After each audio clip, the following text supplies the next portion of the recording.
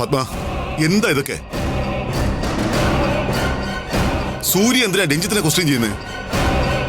Uncle please. അതെ, ഒന്നാമത് ഞാൻ ഒരു കാര്യം ചെയ്യുമ്പോൾ അത് ചോദ്യം ചെയ്യാനാണെങ്കിൽ അത് എന്നോട് ചോദിക്കണം. അല്ലാതെ ഇതെന്താണ് പത്മ എന്ന അവിടെ ചോദിച്ചിട്ടല്ല എന്നോട് മറുപടി വാങ്ങേണ്ടത്. അതെ, ആദ്യം നിങ്ങളുടെ ഈ അടിമത്വവും വിധേയത്വവും എടുത്തു കളയാൻ നോക്ക്.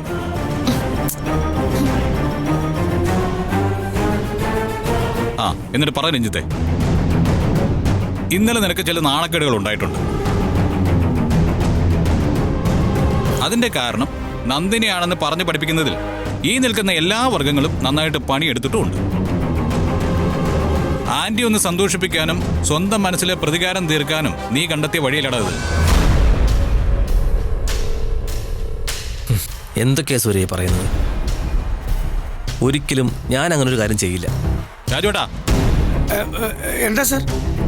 ഈ നിൽക്കുന്ന മുഴുവൻ ആളുകളെയും ഞാൻ ചോദ്യം ചെയ്ത് കഴിയുമ്പോൾ കുറ്റവാളി ഈ കൂട്ടത്തിലുള്ള ആരായാലും അയാൾക്ക് ശിക്ഷ കൊടുക്കുന്നത് രാജുവേട്ടനായിരിക്കും. അയ്യോ സാറേ, ഞാൻ അടിക്കാൻ ഞാൻ പറഞ്ഞ അടിച്ച് ശരിപ്പെടുത്തണം കേട്ടാ. ആന്റി, ഇതെന്താ ഗുണ്ടാ താവളോ? ഇതെന്തിനാ എല്ലാവരും സൂര്യയുടെ ഭീഷണിക്ക് വഴങ്ങി നിൽക്കുന്നേ? നിങ്ങൾക്ക് ആർക്കും ഒന്നും എതിർത്ത് സംസാരിക്കാൻ അറിയില്ലേ?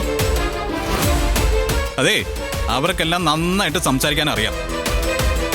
പക്ഷേ ഞാൻ ഈ ചോദിച്ച ചോദ്യത്തിന് ഒരാൾക്ക് പോലും ഉത്തരവില്ല. അതെന്തുകൊണ്ടാണെന്നറിയോ?